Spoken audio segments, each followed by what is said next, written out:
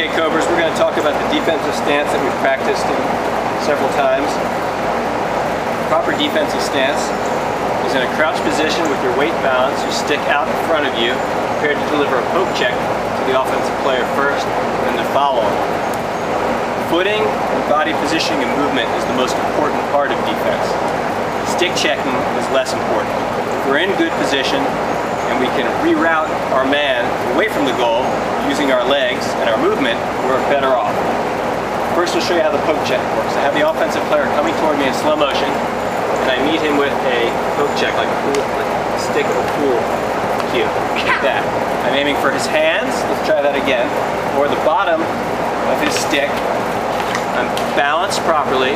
As he comes toward me, I meet him with the check. He can turn and try and get away, in which case I have to play him.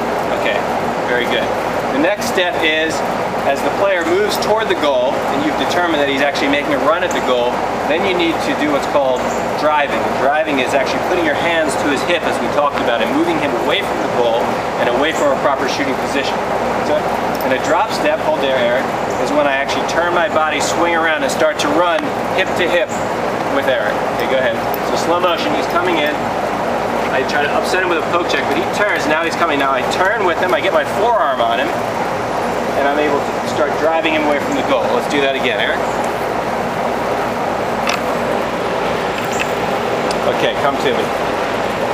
So you'll see, so he's going toward the goal, he's turning, and now you can see how I'm driving him away, pushing him out, trying to keep him out of scoring position. Thanks, Eric. So we want to review proper foot position and defense.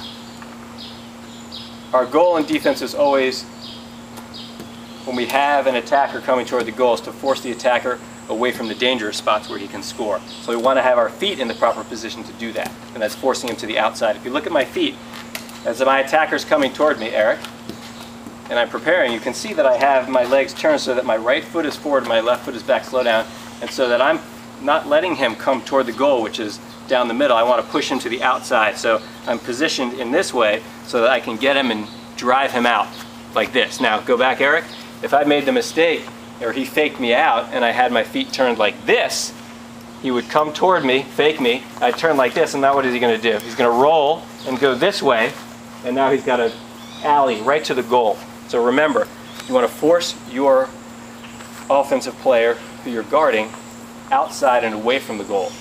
That's always the best option on defense. Thank you, Eric.